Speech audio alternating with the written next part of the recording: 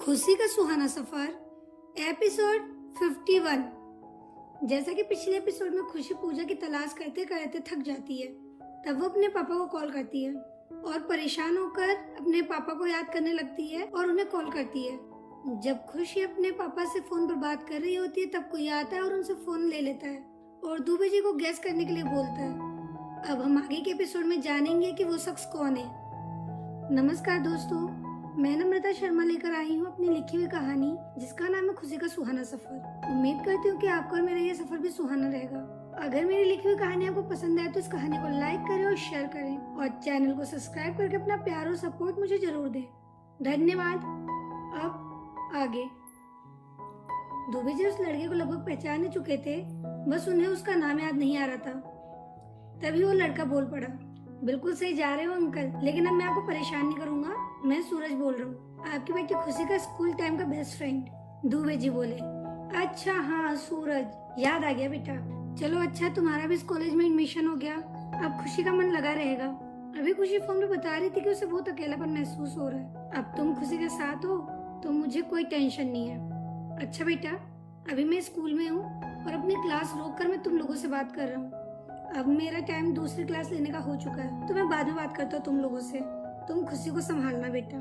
तब सूरज बोला, okay uncle, मैं ध्यान रखूंगा खुशी का और आपसे भी जल्दी मिलता हूँ, बाय। इतना कहकर सूरज ने फोन रख दिया। फिर खुशी से पूछा, क्या हुआ, इतनी अपसेट क्यों है? कोई बात है तो मुझे बता। खुशी बोली, परेशान नहीं हूँ तो क्या करूँ यार। ये बात तो तू भी जानता है कि जब हम स्कूल में साथ पढ़ते थे तब तेरे अलावा मेरा कोई दोस्त नहीं हुआ करता था।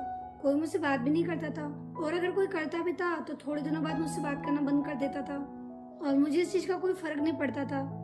शायद इस चीज की आदत हो चुकी थी। मगर उस क्लास में एक लड़की थी जो कि वो भी मेरे साथ ऐसा ही बिहेवियर करती थी। उसका मुझसे अचानक से यूँ बात करना बंद कर देना मुझे बहुत हर्ट करता था, क्योंकि वो ना सिर्फ मेरी क्लासमेट थी बल्कि वो मेरी फैमिली फ्रेंड भी थी। उसके पेरेंट्स की बॉन्डिंग मेरे पेरेंट्स से बहुत अच्छी थी, इसलिए हम सभी एक दूसरे के घर आते जाते रहते थे।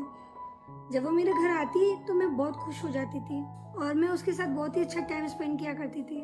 उसके पेरेंट्स की बॉन्डिंग मेरे पेरेंट्स से बहुत अच्छी थी, इसलिए हम सभी एक दूसरे के घर भी आते जाते थे। जब वो मेरे घर आती तो मैं बहुत खुश हो जाती थी और हम साथ में बहुत अच्छा टाइम स्पेंड करते थे।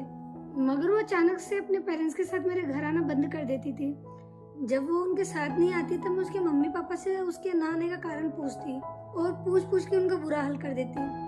कई बार इस चक्कर में मुझे डांट भी पड़ जाया करती थी, मगर डांट सुनने के बाद भी मैं पापा से जिद करके उसके घर जाती।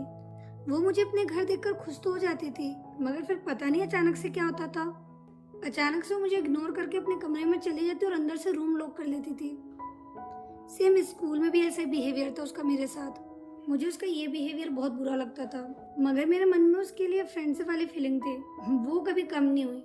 जब मेरे पापा ने उसके एडमिशन की सिफारिश कन्नू अंकल मतलब के कॉलेज के प्रिंसिपल से की थी, तो मैं भगवान से बहुत प्रार्थना कर रही थी कि उसका भी एडमिशन इस कॉलेज में हो जाए और फिर क्या पता इस बार हम अच्छी दोस्ती निभा लें। और तुझे पता है, भगवान ने मेरी प्रार्थना सुन ली और उसका एडमिशन इस कॉलेज में हो भी गया। आज उसे इस कॉलेज में देखकर मेरी खुशी का ठिकाना नहीं रहा, मगर फिर से मेरी हरकतों की वजह से वो मुझसे नाराज हो गई और अब मिल नहीं रही। कब से ढूंढ के परेशान हो गई मैं उसको। तब सूरज बोला, तूने तेरे दुख की सारी वजह एक्सप्लेन कर दी, मगर तूने ये नहीं बताया कि तू बात किसकी कर रही है। तूने सुबह शायद उसी का जिक्र किया था ना, मगर उसका नाम नहीं बताया तूने। अगर वो हमारी क्लासमेट थी तो मैं भी उसे जानता हूँगा। कौन है वो, नाम तो बता पहले उसका। खुशी बोली, जब हम स्कूल में साथ पढ़ते थे तब मैंने बताया तो था तुझे उसके बारे में, तो मुझे लगा कि तुझे पता होगा कि मैं किसकी बात कर रही हूँ। तब सूरज बोला, कहीं तू पूजा की बात तो नहीं कर रही?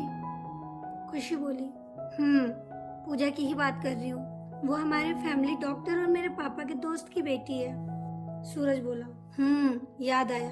अच्छा, अब पूरी बात बता कि वो तुझसे नाराज किस बात पे हुई थी। तब खुशी सूरज को बताने लगी। हुआ ये था कि वो अचानक से आकर जब क्लास में मेरे बगल में बैठी तो मैं उसे देखकर बहुत एक्साइटेड हो गई। खुश वो भी थी मुझे देखकर, लेकिन मुझसे ज्यादा नहीं।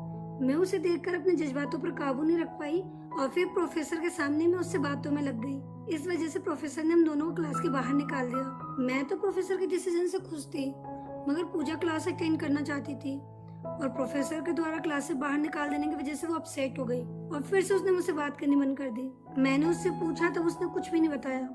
फिर बाद में बहुत जोर देने पर उसने बताया कि वो पहले बहुत प्रेशराइज रहती है ऊपर से लाख समझाने के बाद भी वो बात समझने की कोशिश नहीं करता। और फिर यही दूसरी बार गलती हो गई मुझसे। दूसरी गलती? फिर पहली गलती कौन सी की थी तूने? सूरज ने खुशी से पूछा। तब खुशी ने जवाब दिया, अभी बताया तो था तुझे कि प्रोफेसर ने मेरी वजह से उसे भी क्लास से बाहर निकाल दिया। सूरज बोला, ओह अच्छा, आगे क्या हुआ?